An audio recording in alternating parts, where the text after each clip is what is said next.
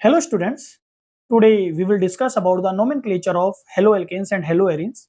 और यदि हम हेलोएल्केन्स और हेलोएरीन्स के नोमेनक्लेचर की यदि हम बात करते हैं तो हेलोएल्केन्स और हेलोएरीन्स का जो नोमेनक्लेचर होता है वो दो तरीके से दिया जा सकता है। एक होता है आपका कॉमन सिस्टम और दूसरा होता है आपका आईयूपैक सिस्टम। सबसे पहले हम हेलोएल्केन्स के कॉमन सिस्टम और आईयूपैक सिस्टम के बारे में बात करते हैं कि किस तरीके से हम हेलोएल्केन्स का कॉमन सिस्टम में नाम दे सकते हैं और as well as IUPAC system में भी नाम दे सकते हैं। तो हम बात करते हैं सबसे पहले कुछ कंपाउंड्स की, जैसे हम बात करते हैं CH3Cl। यदि हम इस कंपाउंड की बात करते हैं तो यहाँ पे हमने मीथेन में से एक हाइड्रोजन का रिप्लेसमेंट क्लोरीन से करके मिथाइल क्लोराइड बनाया है। तो ये मिथाइल क्लोराइड जो इसका नाम है that is common name methyl chloride. और यदि हम बात करते हैं आईयूपैक नेम में, तो आईयूपैक नेम में जो एल्काइल हैलाइड्स होते हैं उन्हें हेलोएल्केन्स बोलते हैं। तो इसका नाम जो हो जाएगा दैट इज क्लोरो एंड एक कार्बन को हम बोलते हैं मीथेन। तो इसका नाम हो जाएगा आईयूपैक सिस्टम में क्लोरोमीथेन। देन CH3CH2Cl, दो कार्बन को हम बोलते हैं इथेन। और चूंकि एक हाइड्रोजन को हटा दिया गया है और वहां पे Cl को अटैच कर दिया गया है तो ये हो गया ethyl and this is chloride. तो कॉमन में इसका जो नाम हो जाएगा वो हो जाएगा इथाइल क्लोराइड। और यहाँ पे यदि हम बात करते हैं आईयूपैक में इसको बोलेंगे हम क्लोरो और ये दो कार्बन को बोलेंगे इथेन, क्योंकि यहाँ पे सिंगल बॉन्ड है तो हम यहाँ पे बोलेंगे क्लोरो इथेन।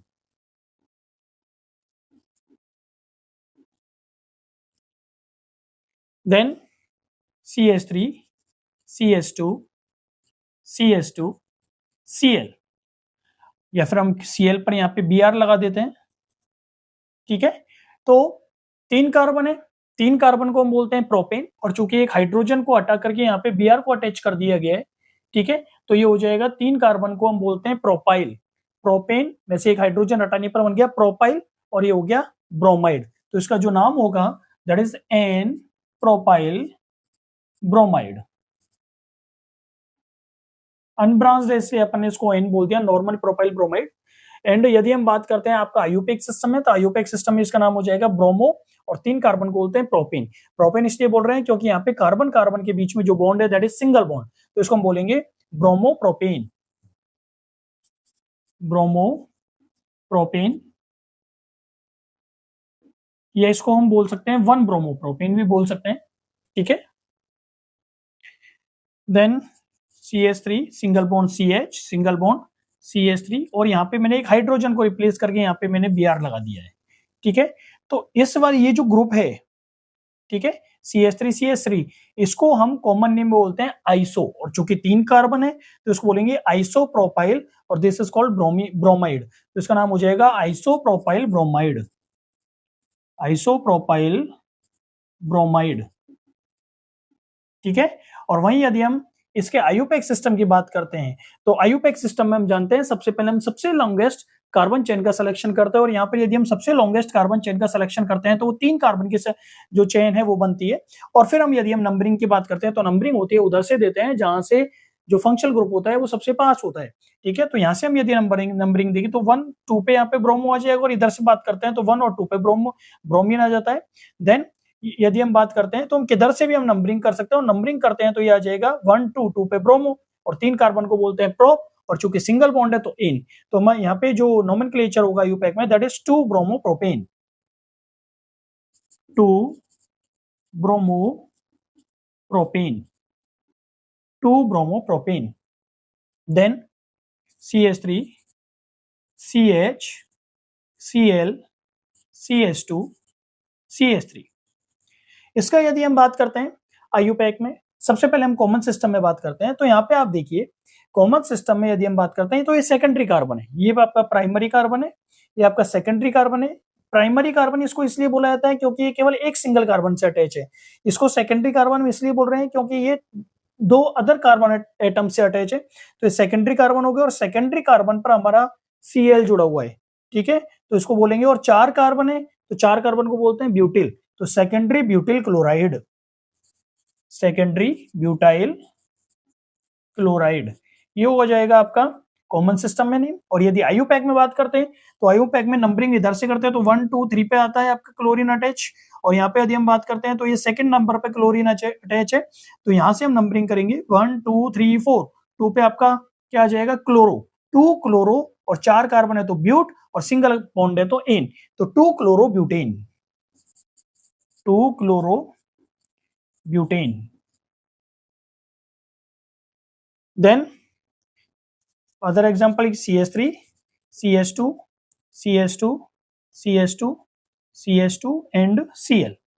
ठीक है, यदि हम बात करते हैं यहाँ पे तो 1 पे आपका 1 2 3 4 5 5 कार्बन है।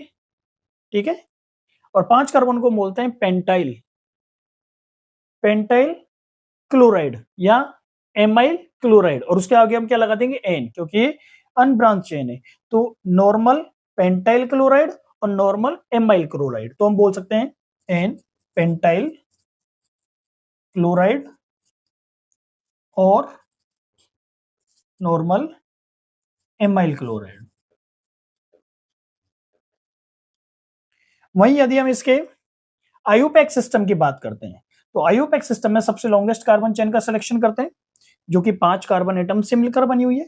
और यदि हम नंबरिंग करते हैं तो नंबरिंग में फर्स्ट पोजीशन पे क्लोरीन जुड़ा हुआ है, सो नेम विल बी 1 क्लोरोपेंटेन, 1 क्लोरोपेंटेन।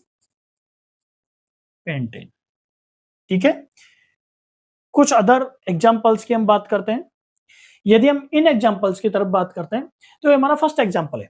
यहाँ पे यदि हम बात करते हैं कॉमन सिस्टम में, तो कॉमन सिस्टम में आप देखिए यहाँ पे जो ब्रोमीन है ये सेकेंडरी कार्बन पर जुड़ा हुआ है, सेकेंडरी कार्बन पर जुड़ा होने के कारण इसको बोलेंगे सेकेंडरी। और कितने कार्बन है 5 कार्बन है, तो 5 कार्बन को हम बोलते हैं एमाइल या पेंटाइल ब्रोमाइड, तो इसका नाम हो जाएगा सेकेंडरी पेंटाइल ब्रोमाइड और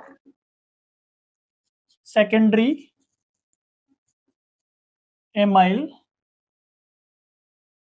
bromide, secondary amyl bromide.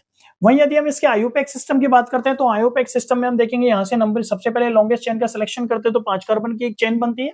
Then second position पे आपका ब्रोमीन जुड़ा हुआ है, क्योंकि यहाँ से हम बात करते हैं तो 1 2 3 4 4 कार्बन पर वो ब्रोमीन है, और इधर से देखते हैं तो सेकंड कार्बन पर ब्रोमीन है, तो नंबरिंग होगी वो इधर से होगी, और इधर से हम देखते हैं तो 2 पर ब्रोमो जुड़ा हुआ है, 2 bromopentane, 2 bromopentane, 2 bromopentane.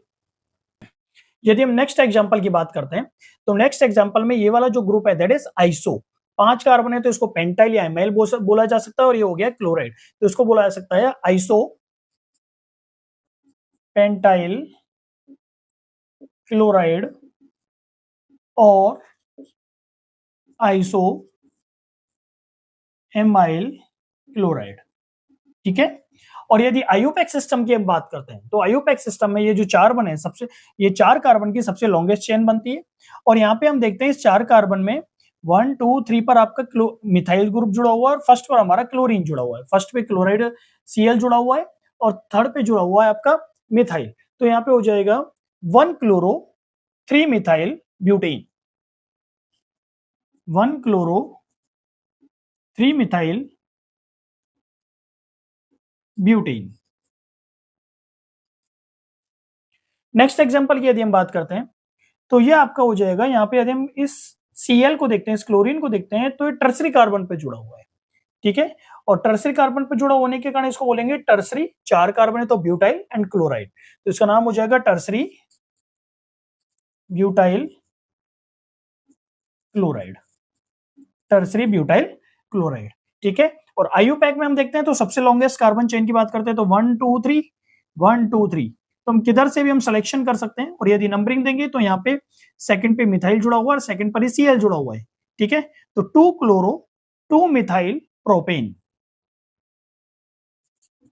2 chloro 2 methyl propane, 2 chloro 2 methyl propane.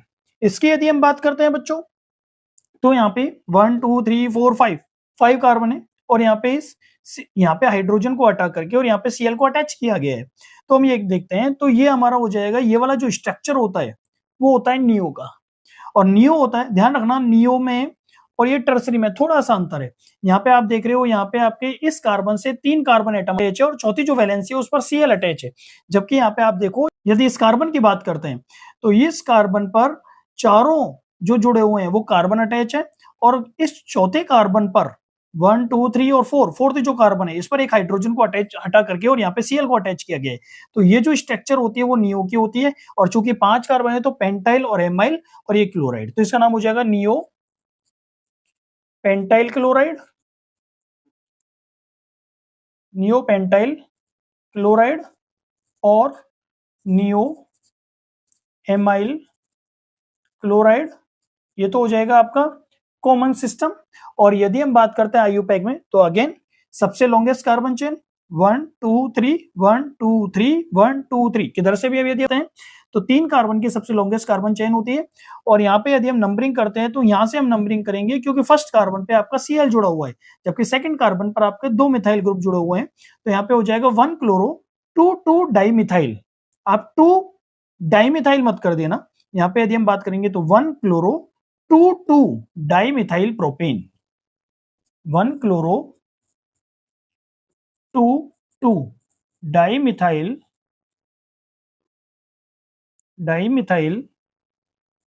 Propane.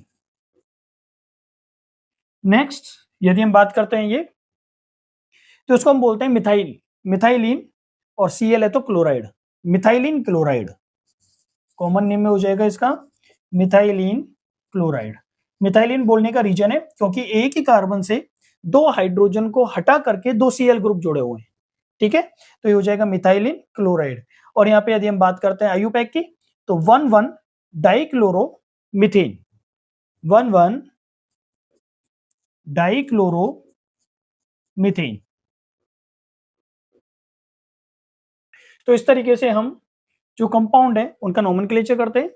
अब कुछ एग्जांपल्स और देख लेते हैं जहां पे हमारे एग्जांपल्स हैं वो बिल्कुल क्लियर कर देंगे कि किस तरीके से हम हेलो एल्केन का नोमेनक्लेचर कॉमन सिस्टम में और आईयूपैक सिस्टम में कर सकते हैं। Now we will see some more examples. यदि मैं एग्जांपल्स की बात करते हैं तो यहाँ पे इस फर्स्ट एग्जांपल को देखते हैं। तो यहाँ पे आप देखिए, यहाँ पे इस कार्बन की तीनों वैलेंसीज को ओपन किया गया है, मींस 2 जो वैलेंसीज है उन पर तो Cl ग्रुप अटैच किया गया और थर्ड जो वैलेंसी है इस पर मिथाइल ग्रुप अटैच किया गया है। तो यहाँ पे इसका जो नाम हो जाएगा that is ethylidene chloride. Common system में इसका जो नाम होगा दैट इज इथाइलिडीन क्लोराइड। वहीं यदि आईयूपैक की यदि हम बात करते हैं तो आईयूपैक में वही अगेन सेम जो रूल्स हैं वो चलते हैं। मीन सबसे पहले सबसे लॉन्गेस्ट कार्बन चेन का सिलेक्शन करते हैं और सबसे लॉन्गेस्ट कार्बन चेन का यदि हम सिलेक्शन करते हैं तो 2 कार्बन एटम्स की चेन बनती है और इस फर्स्ट वाले कार्बन एटम पर 2 Cl ग्रुप अटैच है। तो नंबरिंग है वो यहीं से करेंगे हम। तो 1 पर हो जाएगा 1 डाइक्लोरो, 1 डाइक्लोरो इथेन। 2 कार्बन को इथेन बोलते हैं। इथेन चूंकि सिंगल बॉन्ड है इसलिए इसमें एन लगा है, 1 डाइक्लोरो इथेन, 1 डाइक्लोरो इथेन। यहां पे यदि हम बात करते हैं तो इसको हम बोलते हैं इथाइलिन क्लोराइड। एक एक वैलेंसी को खोला गया है, इथाइलिन क्लोराइड। और यदि हम आईयूपैक में बात करते हैं तो 1 डाइक्लोरो इथेन, 1 डाइक्लोरो इथेन, ठीक है।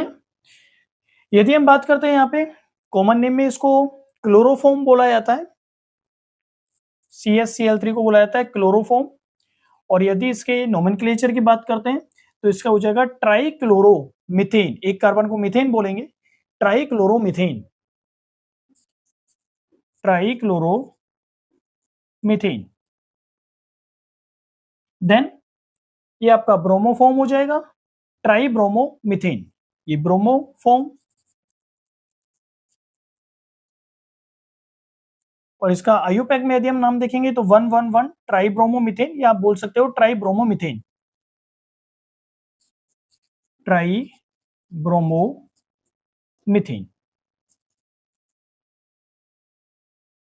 नाउ इसके यदि हम बात करते हैं CCl4 की। CCl4 को कॉमन सिस्टम में कार्बन टेट्रा क्लोराइड बोला जाता है। कार्बन 4 हैं तो टेट्रा, और Cl है तो क्लोराइड, कार्बन टेट्राक्लोराइड। वहीं यदि हम बात करते हैं आयुपैक में, तो इसका नाम हो जाएगा 1111 टेट्राक्लोरोमीथेन, या टेट्राक्लोरोमीथेन भी आप बोल सकते हो डायरेक्ट, टेट्राक्लोरोमीथेन। तो बच्चों इस तरीके से हम हेलो एल्केन का आयुपैक और कॉमन सिस्टम में नोमेनक्लेचर करते हैं। अब हम एग्जांपल देखेंगे हेलो एरिन्स के कि हम किस तरीके से हेलो एरिन्स का नोमेनक्लेचर करते हैं। बच्चों यहाँ पे कुछ हेलो एरिन्स दिए हुए हैं और उनके डेरिवेटिव्स दिए हुए हैं। तो यहाँ पे हम इनके नोमेनक्लेचर की बात करते हैं कि किस तरीके से हम इनका नोमेनक्लेचर कर सकते हैं। तो यहाँ पे यदि हम बात करते हैं, तो यहाँ पे यदि इस पोजीशन की बात करें, तो ये पोजीशन इसके करस्पॉन्डेंस ऑर्थो कहलाती है, ये मेटा कहलाती है और ये पैरा कहलाती है। ठीक है ना, पहली बात। तो यहाँ पे तो चूंकि यहाँ पे कोई भी सब्स्टिट्यूट नहीं जुड़ा हुआ है, तो इसका नाम हो जाएगा क्लोरोबेंजीन, क्लोरोबेंजीन और फेनिल क्लोराइड या फिनाइल क्लोराइड। ठीक है, इसकी यदि हम बात करते हैं, तो यहाँ पे आप देखिए मैंने इस पोजीशन को बताया था अभी ऑर्थो, तो यहाँ पे हो जाएगा ऑर्थो क्लोरो, ऑर्थो पे आपका क्लोरो जुड़ा हुआ है तो ऑर्थो क्लोरो, और ये स्ट्रक्चर जो हो जाती है ये CH3 से, CH3 बेंजीन पर अटैच है, तो ये वाली स्ट्रक्चर कहलाती है that is toluene, ortho chloro toluene. या फिर हम बात कर सकते हैं, इसको हम बोल सकते हैं 1 पोजीशन और ये सेकंड पोजीशन पे क्लोरीन जुड़ा हुआ है, तो 2 chloro toluene, 2 chloro toluene. Next example की यदि हम बात करते हैं यहाँ पे, तो ये वाली पोजीशन है ये मेटा हो गई, मेटा क्लोरोटोलुइन, मेटा क्लोरोटोलुइन, और 1 2 3 3 क्लोरोटोलुइन, 3 क्लोरोटोलुइन। नेक्स्ट एग्जांपल की यदि हम बात करते हैं, तो ये 1 2 डाइक्लोरोबेंजीन, 1 2 डाइक्लोरोबेंजीन, और ऑर्थो पोजीशन पे क्लोरो है, ऑर्थो डाइक्लोरोबेंजीन, ऑर्थो डाइक्लोरोबेंजीन। इस एग्जांपल की यदि हम बात करते हैं, तो हम देखते हैं बच्चों 1 2 3 3 ब्रोमो टोलुइन, 3 ब्रोमो टोलुइन, या फिर इसको बोल सकते हैं ये ऑर्थो पोजीशन और ये Meta position, Meta bromo toluene, Meta पर ब्रोमो और टोलुइन। यदि यहां पे हम बात करें, तो यहां पे आप देखिए 1 2 3 3 पे क्लोरो और 1 पे bromo, 1 bromo 3 chloro benzene, 1 bromo 3 chloro benzene. ठीक है, तो इस तरीके से बच्चों हम हेलो एरिन्स या एरिल हैलाइड्स का नोमेनक्लेचर करते हैं। Now we will see the method of preparation of halo alkanes. So students, now we will discuss about the method of preparation of halo alkanes और alkyl halides। और यदि हम halo alkanes और alkyl halide के method of preparation की बात करते हैं, तो सबसे पहले हम बात करेंगे एल्केन्स की, कि किस तरीके से एल्केन से हम हेलो एल्केन्स या एल्काइल हैलाइड को बना सकते हैं। यदि हम बात करते हैं एल्केन की, तो एल्केन की रिएक्शन यदि हम हेलोजन के साथ में सनलाइट की प्रेजेंस में करवाते हैं, तो हमें एल्काइल हैलाइड होते हैं वो आसानी से ऑब्टेन हो सकते हैं। ठीक है, लेकिन इसमें भी क्लोरीनेशन की जो प्रोसेस होती है वो बहुत तेजी से होती है, और जो ब्रोमिनेशन की प्रोसेस होती है वो बहुत स्लो होती है। लेकिन वहीं यदि हम आयोडीनेशन की बात करते हैं, तो आयोडीनेशन की जो प्रोसेस होती है वो आसानी से नहीं होती है, क्योंकि आयोडीनेशन की जो प्रोसेस होती है that is reversible and endothermic, means एक तो रिवर्सिबल होती है और एंडोथर्मिक होती है, मीन्स इसके लिए बहुत ज्यादा हीट की जरूरत पड़ती है। ठीक है ना, तो देखते हैं कि किस तरीके से हम एल्केन से एल्काइल हैलाइड बना सकते हैं। तो हम एग्जांपल लेते हैं, फर्स्ट हम देखते हैं फ्रॉम एल्केन्स, फ्रॉम एल्केन्स। और एल्केन्स में हम सबसे पहले एग्जांपल लेते हैं CH4 का। ये हमारे पास मीथेन है। यदि हम मीथेन की रिएक्शन क्लोरीन के साथ करवाते हैं सनलाइट के प्रेजेंस में, ठीक है, तो हमारे पास यहां से एक H और एक Cl, HCl बाहर निकल जाता है, ठीक है, और हमारे पास बन जाता है CH3Cl, that is called methyl chloride, methyl chloride और क्लोरोमीथेन, क्लोरोमीथेन भी इसे हम बोलते हैं, ठीक है। ये जो क्लोरोमीथेन होता है ये अगेन Cl2 के साथ रिएक्शन करता है सनलाइट की प्रेजेंस में, और सनलाइट की प्रेजेंस में Cl2 के साथ ये रिएक्शन करता है, तो यहां से अपने पास एक H और एक Cl मींस एक HCl और बाहर निकल जाता है, एक HCl और बाहर निकल जाता है, और HCl एक बाहर निकलता है तो हमारे पास जो बन जाता है वो आ जाता है CH2, एक Cl और एक Cl यहां से आ जाता है और ये हो जाता है CH2Cl2, CH2Cl2, that is dichloromethane, dichloromethane, dichloromethane, ठीक है। ये डाइक्लोरोमीथेन अगेन Cl2 के साथ रिएक्शन करता है सनलाइट की प्रेजेंस में, और Cl2 के साथ सनलाइट की प्रेजेंस में रिएक्शन करता है तो यहां से एक H और एक Cl, HCl होता है वो वापस बाहर निकल जाता है, और हमारे पास यहाँ पे रह जाता है CH और एक Cl यहाँ पे जुड़ के ये बन जाता है CH3L3, CHCl3, जिसको हम बोलते हैं क्लोरोफॉर्म या ट्राइक्लोरोमीथेन, क्लोरोफॉर्म और ट्राइक्लोरोमीथेन।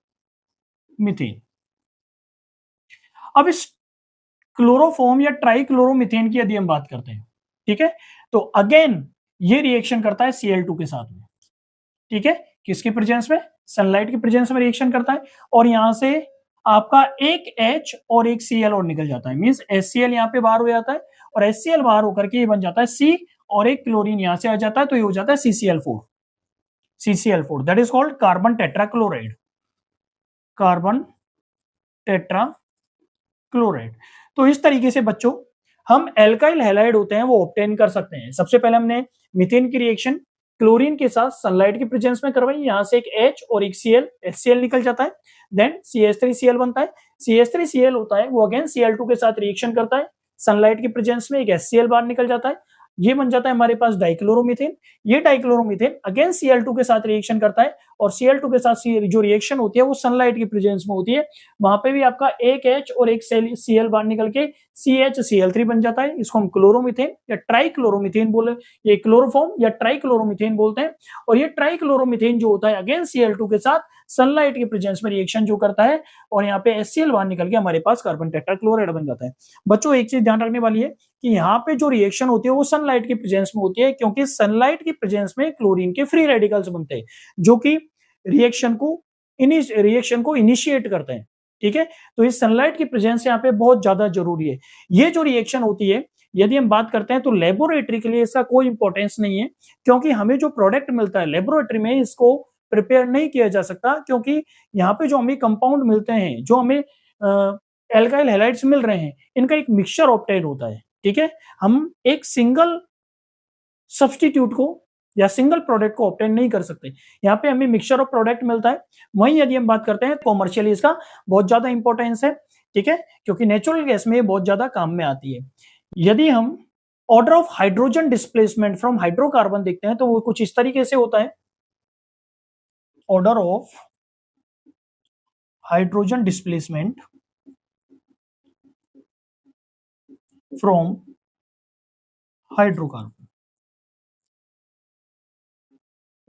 ये होता है आपका allylic,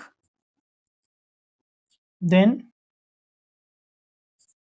3 degree, then 2 degree, then 1 degree and then CH4, ठीक है। ये आपका हाइड्रोजन का डिस्प्लेसमेंट का ऑर्डर होता है। यदि हमें मोनो सब्सटीट्यूटेड यदि प्रोडक्ट ऑब्टेन करने होते हैं तो उस कंडीशन में हम कंट्रोल्ड कंडीशन में मोनो सब्सटीट्यूटेड प्रोडक्ट को ऑब्टेन किया जा सकता है।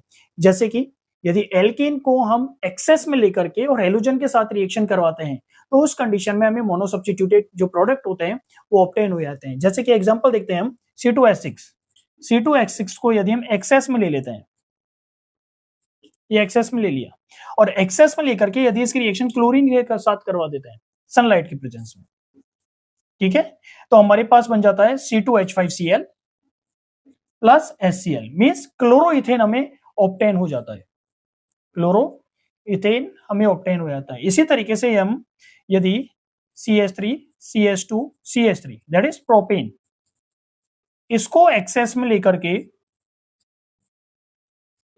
यदि क्लोरीन के साथ रिएक्शन कर देते हैं सनलाइट की प्रेजेंस में, ठीक है, तो हमारे यहाँ पे CH3 single bond CS, single CH2 single bond CH2, और ये Cl बन जाता है और यहाँ पे HCl बाहर निकल जाता है, मींस प्रोपाइल क्लोराइड बन जाता है।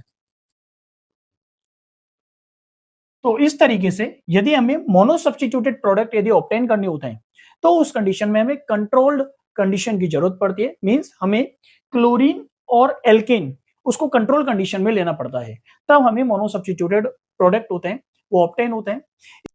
तो इस तरीके से हम ब्रोमिनेशन की प्रोसेस भी कर सकते हैं। ब्रोमिनेशन मींस एल्काइल ब्रोमाइड को आसानी से ऑब्टेन कर सकते हैं, लेकिन यदि हम बात करते हैं कि ब्रोमिनेशन की जो प्रोसेस होती है वो उतनी विगोरस नहीं होती है जितनी की क्लोरिनेशन की होती है। हमने आपको बताया था कि जो आयोडाइजेशन की प्रोसेस होती है वो आसानी से नहीं होती, क्योंकि यदि हम एल्काइल आयोडाइड को ऑब्टेन करना चाहते हैं तो उस कंडीशन में जो प्रोसेस होती है वो रिवर्सिबल होती है और एंडोथर्मिक होती है, मींस वहां पे हीट को एब्जॉर्व किया जा सकता है, ठीक है ना। लेकिन यदि हमें एल्काइल आयोडाइड को ऑब्टेन करना होता है तो उसके लिए हमें कुछ कंडीशंस की जरूरत होती है, मींस यदि रिएक्शन होती है वो कंसंट्रेटेड HNO3 या फिर आयोडिक एसिड की प्रेजेंस में करवाई जाती है तो हमें वहां पर एल्काइल आयोडाइड भी ऑब्टेन हो सकता है, ठीक है। तो हम देखते हैं किस तरीके से हम एल्काइल आयोडाइड को ऑब्टेन कर सकते हैं। हमें एल्काइल आयोडाइड को ऑब्टेन करना होता है तो उस कंडीशन में हम एल्केन की रिएक्शन आयोडीन के साथ करवाते हैं, लेकिन चूंकि ये रिएक्शन जो होती है वो रिवर्सिबल होती है तो इसकी रिएक्शन होती है वो कंसंट्रेटेड HNO3 या फिर आयोडिक एसिड की प्रेजेंस में करवाई जाती है। देखते हैं किस तरीके से रिएक्शन होती है। तो यहाँ पे हमारे पास ये एल्केन है, जब हम इसकी रिएक्शन आयोडीन के साथ करवाते हैं तो यहाँ पे रिएक्शन होती है रिवर्सिबल होती है, मींस यहाँ पे हमारे पास एल्काइल आयोडाइड प्लस HI बनता है, एल्काइल आयोडाइड और HI बनता है। अब ये HI यदि हम यहाँ पे प्रेजेंस आयोडिक एसिड के रख लेते हैं तो आयोडिक एसिड है ये HI के साथ में रिएक्शन करके और इस रिवर्सिबल रिएक्शन को रोक देता है। कैसे देखते हैं। ये HI होता है, ये आयोडिक एसिड के साथ रिएक्शन करता है, ठीक है, और आयोडिक एसिड के साथ रिएक्शन करके आप देखिए क्या बनाता है। यहाँ पे 5 हाइड्रोजन है और एक हाइड्रोजन ये रही 6 हाइड्रोजन है और यहाँ पे 3 ऑक्सीजन है। तो ये जो 6 हाइड्रोजन है ये वाटर मॉलिक्यूल के रूप में बाहर निकल जाती है 3s2, ठीक है, 3s2, और ये आयोडीन जो है 6 वो 3i2 के रूप में बाहर निकल जाता है, ठीक है।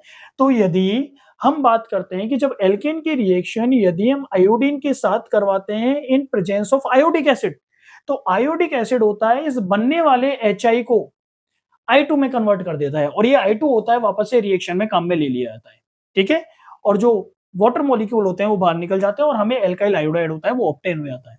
तो एल्काइल आयोडाइड को ऑब्टेन करने के लिए कंसंट्रेटेड HNO3 या फिर आयोडिक एसिड की जरूरत पड़ती है।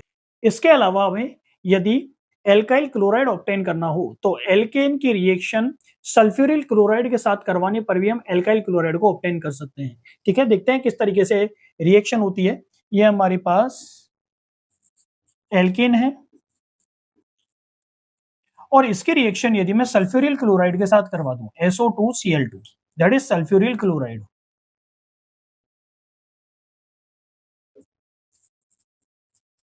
एक चीज ध्यान रखना बच्चों, SO2Cl2 होता है वो होता है सल्फ्यूरिल क्लोराइड, जबकि SOCl2 होता है वो होता है थायोनिल क्लोराइड। तो थोड़ा सा इसमें डिफरेंस याद रखना कि यहाँ पे हम जो रिएक्शन करवा रहे हैं वो SO2Cl2 से करवा रहे हैं ना कि SOCl2 से करवा रहे हैं।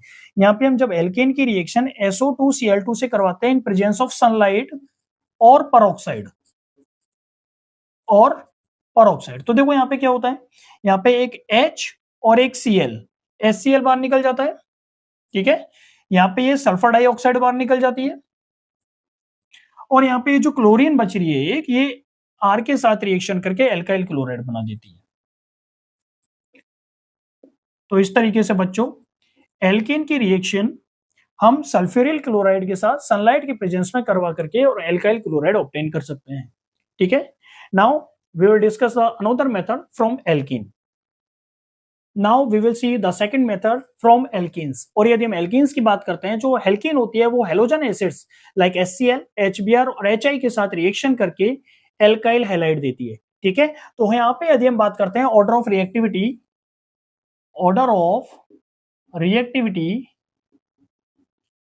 ऑफ हेलोजन एसिड्स,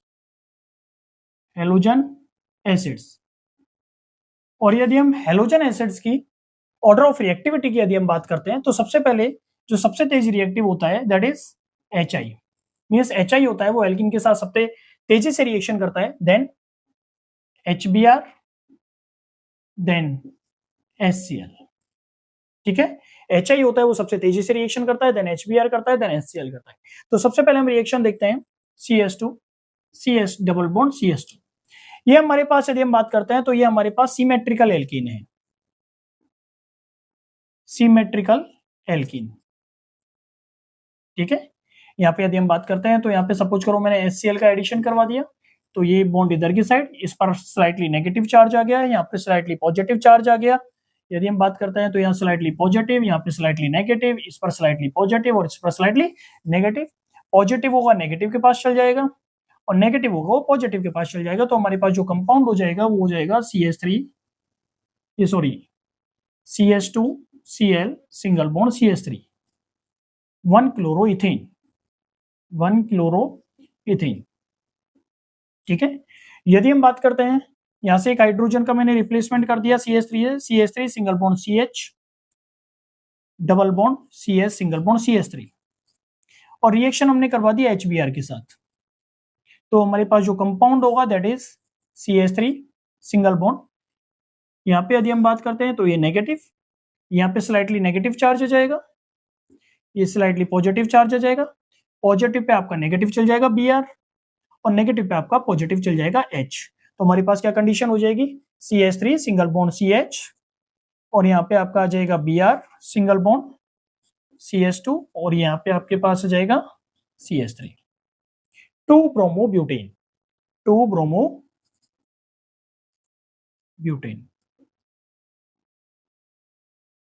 ये तो बात हो गई बच्चों सिमेट्रिकल एल्कीन की, क्योंकि यहाँ पे हमें सिमेट्रिकल एल्कीन में ये नहीं सोचना पड़ता कि कहाँ पे तो हेलोजन एसिड का पॉजिटिव पार्ट जाएगा और कहाँ पे हेलोजन एसिड का नेगेटिव पार्ट जाएगा। लेकिन यदि हम अनसिमेट्रिकल एल्कीन ले लेते हैं, अनसिमेट्रिकल एल्कीन का मतलब होता है जिसमें डबल बॉन्डेड कार्बन से जो जुड़े हुए ग्रुप्स होते हैं वो अलग अलग होते हैं, सेम नहीं होते हैं।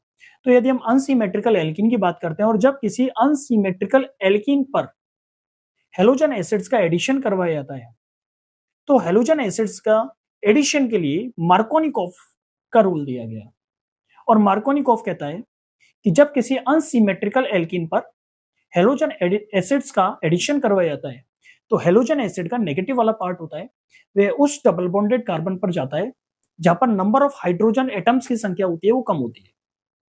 ठीक है, मैं वापस रिपीट कर देता हूं, मार्कोनिकॉफ के अकॉर्डिंग जब किसी अनसिमेट्रिकल एल्कीन पर हेलोजन एसिड का एडिशन करवाया जाता है तो हेलोजन एसिड का जो नेगेटिव पार्ट होता है डबल बॉन्ड वाले कार्बन पर ऐड होता है जहां पर पहले से ही नंबर ऑफ हाइड्रोजन एटम्स की संख्या क्या होती है, कम होती है। ठीक है, एग्जांपल देखते हैं। एग्जांपल की बात करते हैं तो single CH3 single bond CH double bond CH2, ये हमारे पास है प्रोपीन, ये हमारे पास अनसिमेट्रिकल एल्कीन है। अनसिमेट्रिकल एल्कीन इसलिए क्योंकि यहाँ पे यदि हम इस डबल बॉन्डेड कार्बन की बात करते हैं तो यहाँ पे तो मिथाइल ग्रुप जुड़ा हुआ है लेकिन यहाँ पे कुछ भी नहीं जुड़ा हुआ है। ठीक है, इस पर यदि हम सपोज कीजिए HCl का एडिशन करवा देते हैं, HCl का एडिशन करवाते हैं तो यहाँ पे जो रूल लगता है that is according to Markovnikov rule. कौन सा हो, मार्कोनिकॉफ रूल, मार्कोनिकॉफ रूल यहाँ पे लगता है। और मैंने आपको बताया कि मार्कोनिकॉफ रूल ये कहता है कि जब किसी अनसिमेट्रिकल एल्कीन पर हेलोजन एसिड का एडिशन करवाया जाता है तो हेलोजन एसिड का जो नेगेटिव वाला पार्ट होता है, ये वाला पार्ट नेगेटिव वाला, ये उस डबल बॉन्डेड कार्बन पर ऐड होता है जहां पर पहले से ही नंबर ऑफ हाइड्रोजन एटम्स होते हैं वो कम होते हैं। यदि इस डबल बॉन्डेड कार्बन की बात करते हैं तो यहाँ पे नंबर ऑफ हाइड्रोजन की यदि हम संख्या देखते हैं तो यहाँ पे 2 है, लेकिन यदि इस डबल बॉन्डेड कार्बन की बात करते हैं तो यहाँ पे नंबर ऑफ हाइड्रोजन एटम्स की संख्या केवल 1 है। मींस यहाँ पर ये जो नेगेटिव वाला पार्ट है वो इस कार्बन पर अटैच होगा वहीं यदि इस पॉजिटिव वाले पार्ट की बात करते हैं तो पॉजिटिव वाला पार्ट होगा वो इस कार्बन एटम पर अटैच होगा, मींस जो कंपाउंड होगा that is CH3 single bond CH single bond Cl single bond CH3। हमारे पास जो प्रोडक्ट होगा दैट इज 2-क्लोरोप्रोपेन। 2-क्लोरोप्रोपेन। एक एग्जांपल और देखते हैं।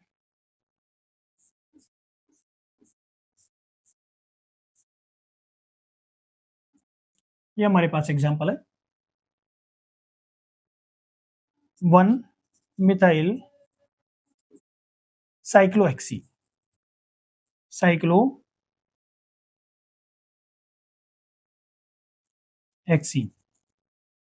1-मिथाइल साइक्लोहेक्सी। और यदि यहां पे हम HBr का एडिशन करवा देते हैं, HBr का एडिशन करवा देते हैं, तो HBr का एडिशन करवाने पर यहां पे यदि हम बात करते हैं बच्चों, तो ये डबल बॉन्डेड कार्बन है, एक ये रहा और एक ये रहा। यहाँ पे यदि हम बात करते हैं तो इस कार्बन के साथ में कितने हाइड्रोजन अटैच है, इसकी वैलेंसी की यदि हम बात करते हैं तो 1 2 3 मींस यहाँ पर एक हाइड्रोजन अटैच है, ठीक है। और यहाँ पे यदि हम बात करते हैं तो 1 2 3 4 1 2 3 4, ठीक है ना। तो यहाँ पे आपका ये डबल बॉन्ड हो गया, एक ट्रिपल और एक 4 बॉन्ड, 4 कार्बन, मींस यहाँ पर एक भी हाइड्रोजन अटैच नहीं है, ठीक है।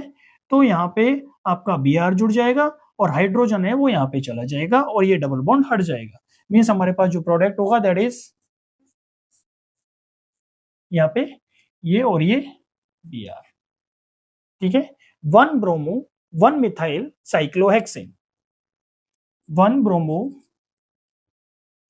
1 मिथाइल साइक्लोहेक्सेन, ठीक है। तो इस तरीके से यहाँ पे मार्कोनिकॉफ का रूल होता है वो अप्लाई होता है, ठीक है। एक एग्जांपल और देखते हैं बच्चों। हमारे पास यहाँ पे एक एग्जांपल है that is CH3 single bond CH, CH3 single bond CH double bond CH2, that is 3 methyl ब्यूटवनीन, ठीक है।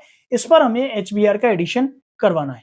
अब HBr का यदि हमें एडिशन करवाना है तो अकॉर्डिंग टू मार्कोनिकॉफ रूल ये जो नेगेटिव पार्ट है, Br वाला जो नेगेटिव पार्ट है, ये उस डबल बॉन्डेड कार्बन पर जाना चाहिए जहां पर हाइड्रोजन एटम्स हैं वो कम होते हैं, हाइड्रोजन एटम्स कम होते हैं, मींस ये Br नेगेटिव है वो यहाँ पे चला जाना चाहिए और H होता है वो यहाँ पे चला जाना चाहिए।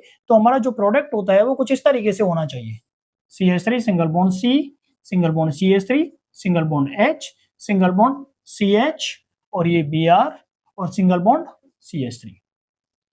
हमारा ये प्रोडक्ट है वो कुछ इस तरीके से होना चाहिए, लेकिन हमारा ये प्रोडक्ट है ये ऐसा नहीं होता है, ये प्रोडक्ट ऐसा नहीं होता है। और ये प्रोडक्ट ऐसा ना हो करके कैसा होता है, ये प्रोडक्ट कुछ इस तरीके से होता है that is CH3 single bond C single bond CH3 single bond Br single bond CH2 and single bond CH3। ये हमारा प्रोडक्ट गलत है और ये प्रोडक्ट सही है। तो हमारे पास अब क्वेश्चन आता है कि ऐसा क्यों हुआ, क्योंकि मार्कोनिकॉफ रूल के अकॉर्डिंग तो जो नेगेटिव पार्ट होना चाहिए वो इस कार्बन पर अटैच होना चाहिए और पॉजिटिव पार्ट होना चाहिए वो यहाँ पे अटैच होना चाहिए, तो ये जो नेगेटिव पार्ट है वो यहाँ पर क्यों अटैच हुआ। तो बच्चों एक चीज समझिए, यदि हमारे पास कहीं पर 1 डिग्री कार्बोकैटायन बन रहा है और 2 डिग्री कार्बोकैटायन बनने की पॉसिबिलिटी होती है तो हम 2 डिग्री कार्बोकैटायन से प्रोडक्ट बनाते हैं, क्योंकि 2 डिग्री कार्बोकैटायन होता है that is more stable as compare to 1 degree carbocation. और यदि कहीं पर 2 डिग्री कार्बोकैटायन बन रहा है और पॉसिबिलिटी है 3 डिग्री कार्बोकैटायन बनने की, तो हम जो प्रोडक्ट बनाएंगे वो 3 डिग्री कार्बोकैटायन से बनाएंगे because 3 degree carbocation is more stable as compare to 2 degree carbocation, ठीक है। तो देखते हैं कि ये रिएक्शन कैसे होती है। यहाँ पे यदि हम बच्चों बात करते हैं तो सबसे पहले तो ये जो HBr होता है ये ब्रेक होता है आपका H positive plus Br negative में, ये हम जानते हैं, ठीक है। ये इस तरीके से ब्रेक होता है, मींस एक होता है पॉजिटिव पार्ट हो जाता है और एक नेगेटिव पार्ट हो जाता है, ठीक है। अब यदि हम इसकी बात करते हैं यहाँ पे तो ये CH3 single bond C single bond CH3 single bond H single bond CH और ये डबल बॉन्ड CH2, ठीक है ना। यहाँ पे ये सबसे पहले H वाला H पॉजिटिव होता है वो अटैक करता है, ठीक है ना। यहाँ पे ये नेगेटिव, ये यहाँ पे हो जाता है नेगेटिव और ये क्या हो जाता है पॉजिटिव। मीन्स हमारे पास जो कंपाउंड होगा वो होगा CH3 single bond C single bond CH3 single bond H single bond CH और सिंगल बॉन्ड CH3 और यहाँ पे आ जाता है आपका पॉजिटिव। यहाँ पे क्या आ जाता है पॉजिटिव हो जाता है, ठीक है ना। अब यदि यहाँ पे हम बात करते हैं तो ये हमारे पास बन गया 1 2 डिग्री कार्बोकेटाइन। क्या बन गया 2 डिग्री कार्बोकेटाइन, ठीक है ना। अब यहाँ पे यदि हम बात करते हैं यदि ये हाइड्रोजन यहाँ पे चला जाता है, ठीक है, तो ये पॉजिटिव वाला पार्ट होगा वो यहाँ पे आ जाएगा। मीन्स यहाँ पे 3 डिग्री कार्बोकेटाइन बन जाएगा which is more stable as compare to 2 degree carbocation, ठीक है। तो यहाँ पे हम क्या करते हैं, यहाँ पे निकालते हैं हम हाइड्राइड शिफ्ट। यहाँ पे होता है हाइड्राइड शिफ्ट। क्या होता है हाइड्राइड शिफ्ट। देखिए कैसे होता है, ये होता है हाइड्राइड शिफ्ट। मीन्स यहां से आपका H नेगेटिव होता है वो यहाँ पे चला जाता है, यहाँ पे चला जाता है। तो हमारे पास जो कंपाउंड होगा वो कुछ इस तरीके से होगा CH3 single bond C single bond CH3 और यहाँ पे आपका आ जाएगा positive single bond CH2 and single bond CH3। अब यहाँ पे हम देखते हैं ये हमारे पास जो बन रहा है that is 3 degree carbocation, 3 degree carbocation which is more stable as compare to 2 degree carbocation, ठीक है। तो 3 डिग्री कार्बोकेटाइन है। Now Br will attack here. यहाँ पे Br नेगेटिव जो पार्ट है हेलोजन हैलाइड का जो नेगेटिव पार्ट है वो यहाँ पे अटैक करता है और हमारे पास प्रोडक्ट बना देता है। वो हमारे पास प्रोडक्ट बना देता है। किस तरीके से प्रोडक्ट बनता है, that is CH3 single bond C single bond CH3 single bond Br single bond CH2 single bond CH3। तो हमारे पास जो प्रोडक्ट हो जाएगा that is 2 bromo 2 methyl butane, 2 bromo 2 methyl butane, 2 bromo 2 methyl butane. तो बच्चों थोड़ा सा इस रिएक्शन में ध्यान रखना कि आपको प्रोडक्ट ये वाला नहीं बनाना। हमारे पास जो प्रोडक्ट बनेगा वो ये बनेगा 2 ब्रोमो 2 मिथाइल ब्यूटेन, ठीक है। और उसकी प्रोसेस कुछ इस तरीके से होती है क्योंकि यहाँ पे जो 3 डिग्री कार्बोकेटाइन है that is more stable to 2 degree carbocation. तो जो नेगेटिव वाला पार्ट होगा वो 3 डिग्री कार्बोकेटाइन पर जाकर अटैच होगा। बच्चों अभी हमने मार्कोनिकॉफ रूल की बात की और अकॉर्डिंग टू मार्कोनिकॉफ रूल जब किसी अनसिमेट्रिकल एल्कीन पर हेलोजन एसिड्स का एडिशन करवाया जाता है तो हेलोजन एसिड का जो नेगेटिव पार्ट होता है वह उस डबल बॉन्डेड कार्बन पर अटैच होता है जिस पर पहले से ही नंबर ऑफ हाइड्रोजन एटम्स की संख्या कम होती है। लेकिन यदि किसी अनसिमेट्रिकल एल्कीन पर HBr का एडिशन किसी पेरोक्साइड की प्रेजेंस में करवाया जाता है तो उस कंडीशन में मार्कोनिकॉफ रूल ना लग करके एंटी मार्कोनिकॉफ रूल लगता है जिसे हम खराश इफेक्ट या फिर पेरोक्साइड इफेक्ट कहते हैं। और इस रूल के अकॉर्डिंग जब किसी अनसिमेट्रिकल एल्कीन पर HBr का एडिशन करवाया जाता है तो Br नेगेटिव होता है, वह उस डबल बॉन्डेड कार्बन पर अटैच होता है जहां पर पहले से ही हाइड्रोजन की संख्या होती है वो मैक्सिमम होती है। एग्जांपल देखते हैं, जैसे हमारे पास यहाँ पे है CH3 single bond CH double bond CH2 that is propene. और इस प्रोपीन पर यदि हम HBr का एडिशन करवाते हैं in presence of peroxide, peroxide में आप हाइड्रोजन पेरोक्साइड ले सकते हैं, बेंजोइल पेरोक्साइड ले सकते हैं, कुछ भी आप ले सकते हैं। तो जब हम प्रोपीन पर HBr का एडिशन करवाते हैं तो HBr में ये जो नेगेटिव वाला पार्ट है Br नेगेटिव ये है उस डबल बॉन्डेड कार्बन पर जाएगा जहां पर पहले से ही हाइड्रोजन की संख्या मैक्सिमम है। तो यदि हम इस डबल बॉन्डेड कार्बन की बात करते हैं तो यहाँ पे केवल एक हाइड्रोजन एटम अवेलेबल है। वहीं यदि इस डबल बॉन्डेड कार्बन की बात करते हैं तो यहाँ पे जो हाइड्रोजन एटम्स की संख्या है वो 2 है। तो यहाँ पे Br नेगेटिव होगा वो इस कार्बन एटम पर अटैच होगा और कंपाउंड जो होगा that will be CH3 single bond CH2 single bond CH2 that is Br, ठीक है। 1 ब्रोमो प्रोपेन, ठीक है। तो यहाँ पे जो रूल लगेगा वो आपका मार्कोनिकॉफ रूल ना लग करके और इसे हम बोलते हैं एंटी मार्कोनिकॉफ रूल या पेरोक्साइड इफेक्ट या खरांश इफेक्ट, ठीक है। तो जब किसी, मैं वापस रिपीट कर देता हूं कि जब किसी एल्कीन पर HBr का एडिशन पेरोक्साइड की प्रेजेंस में करवाया जाता है तो Br नेगेटिव होगा वो उस डबल बॉन्डेड कार्बन पर जुड़ेगा जहां पर पहले से ही नंबर ऑफ हाइड्रोजन एटम्स की संख्या ज्यादा होती है। तो यहाँ पे Br नेगेटिव होगा वो इस कार्बन पर जुड़ करके हमें 1 bromo propane as a product देगा। सो बच्चों now we will discuss about the allylic substitution. और एलाइलिक सब्स्टिट्यूशन में बच्चों क्या होता है कि जब किसी एल्कीन को क्लोरीन या ब्रोमीन के साथ 773 केल्विन पर हीट किया जाता है, तो जो एलाइलिक कार्बन होता है, एलाइलिक कार्बन वो होता है जो डबल बॉन्ड वाले कार्बन के जस्ट नियरेस्ट होता है। तो जो एलाइलिक कार्बन होता है उसका हाइड्रोजन बिना डबल बॉन्ड को तोड़े क्लोरीन या ब्रोमीन से सब्स्टिट्यूट हो जाता है और हमें एलाइलिक सब्स्टिट्यूशन होता है वो ऑब्टेन होता है। देखते हैं कि रिएक्शन होती है वो किस तरीके से होती है। ये हमारे पास है alkene CH3 single bond CH double bond CH2, that is propene. इस प्रोपीन की रिएक्शन हम यदि क्लोरीन के साथ करवा देते हैं और रिएक्शन यदि कैरिड आउट होती है एट 773 केल्विन, इस पर हम एल्कीन को क्लोरीन के साथ हीट करते हैं, ठीक है। तो यहां पर ये जो हाइड्रोजन होता है, ये वाला जो कार्बन है ना, ये वाला carbon that is called allylic carbon. Double bond की जस्ट डबल बॉन्ड वाली जो कार्बन है उसके जस्ट नियरेस्ट वाला जो कार्बन होता है that is called allylic carbon. तो ये एलाइलिक कार्बन का जो हाइड्रोजन है वो इस क्लोरीन से क्या हो जाता है, रिप्लेस हो जाता है और HCl बाहर निकल जाता है और ये क्लोरीन होता है वो यहाँ पे अटैच होकर के हमारे पास बना देता है CHCl single bond CH2 single bond CH double bond CH2, ठीक है। 1 क्लोरो प्रोप टू इन, 1 पे chloro prop two yne, prop two yne, ठीक है।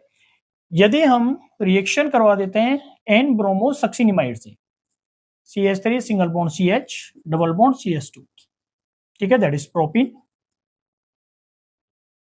प्रोपीन। और इसके रिएक्शन में करवा देता हूं एन ब्रोमो सक्सिनिमाइड से CH2 single bond CH2 single bond CO single bond CO single bond NBr, that is called an bromo succinimide, succinimide, ठीक है। कि जब प्रोपीन को एन ब्रोमो सक्सिनिमाइड के साथ में हीट किया जाता है, क्या किया जाता है, हीट किया जाता है, तो भी ये जो एलाइलिक कार्बन हाइड्रोजन होता है वो ब्रोमीन से रिप्लेस हो जाता है, ठीक है। और हमारे पास सक्सिनिमाइड मिलता है और साथ ही साथ हमें क्या प्रोडक्ट मिलता है, that is Br single bond CH2 single bond CH double bond CH2, ठीक है। 1 ब्रोमो प्रोपीन, 1 ब्रोमो प्रोपीन मिलता है, ठीक है, 1 ब्रोमो प्रोपीन मिलता है और साथ में क्या निकल जाता है हमारे पास succinimide, that is CH2 single bond CH2 single bond CO and NH, ये होता है आपका सक्सिनिमाइड, ठीक है। इसी तरीके से यदि हम साइक्लोहेक्सीन की रिएक्शन भी एन ब्रोमो सक्सिनिमाइड के साथ सनलाइट के प्रेजेंस में करवा देते हैं तो भी हमें एलाइलिक सब्स्टिट्यूशन मिलता है। एग्जांपल देखते हैं, ये हमारे पास साइक्लोहेक्सीन है,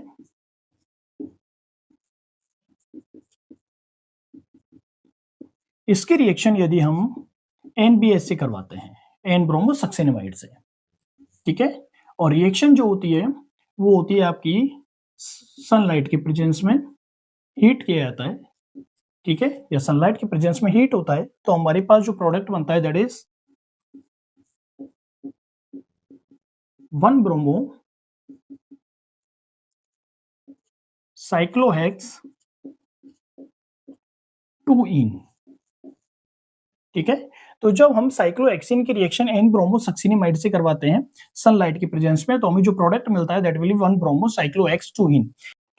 इसी तरीके से यदि हम प्रोपीन की रिएक्शन सल्फ्यूरिल क्लोराइड के साथ में 473 केल्विन पर करवाते हैं तो भी हमें एलाइलिक सब्स्टिट्यूशन होता है वो ऑब्टेन होता है। एग्जांपल देखते हैं, ये हमारे पास CH3 single bond CH double bond CH2 है, इसे हम प्रोपीन बोलते हैं।